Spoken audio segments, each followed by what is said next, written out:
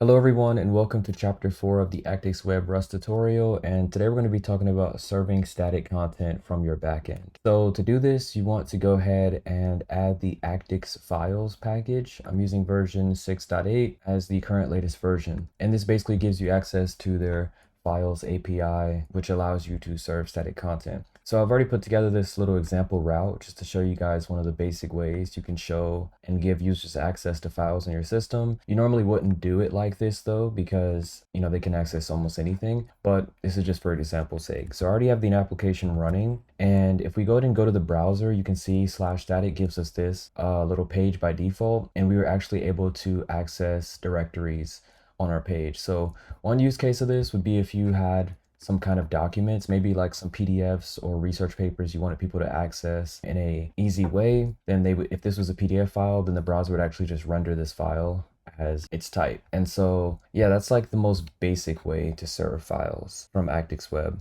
And this method is really just useful for development to test and make sure that your files are being served. However, I would not recommend it for production. Now, one method you can use on the files new API is called index file. And this basically just tells Actix Web that when this route is hit, to load this file first. Now, this is actually going to be a string with the name of the file type. So if we go here, we can see that we have our templates directory, and we have an HTML file in here, which looks like this, pretty basic. So what we can do is simply change this route, and actually we need to go ahead and update this name to templates, and then we can simply do like this. And then I can restart the server. And if we go here now and we refresh, and we have to go to static. Okay, it's not working. Okay, so I was able to get the code working. It took a second because one thing I forgot to change the URL from static to just root, since we actually weren't using the static in this context.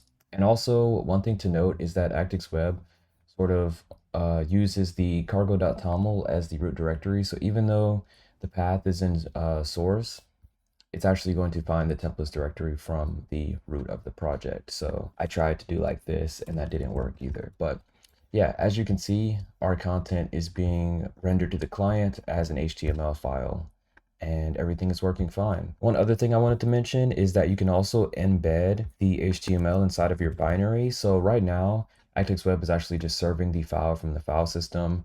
However, that means that when you actually try to deploy your application, you have to, does this come out of here? Yeah.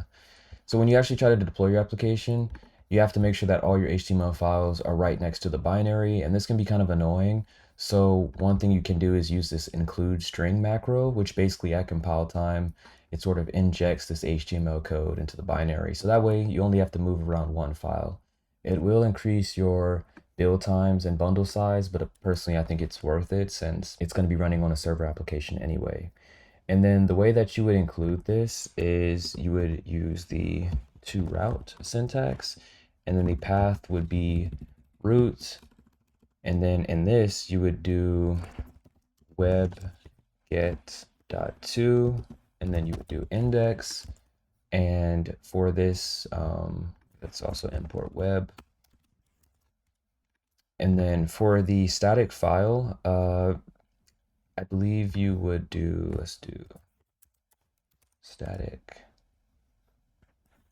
Actually, yeah, we have to change this directory as well. And then you would remove this with index. And it's also really easy to attach multiple different static outputs from your server. All you have to do is add a new service with a files new method and the path of the file that you want to serve. It's also possible to add some configuration options. So there's a prefer UTF-8 option, which encodes the file by default. You can also have a handler, which will allow you to control the 404 logic if the response is not found. And there's other advanced things that you can do here as well. So you always have options with Actix Web, which I really like, and it's really modular. And yeah, that's pretty much the basics of serving static content from your server. In the next tutorial, we're going to cover GitHub authentication, and how to integrate that with Actix Web.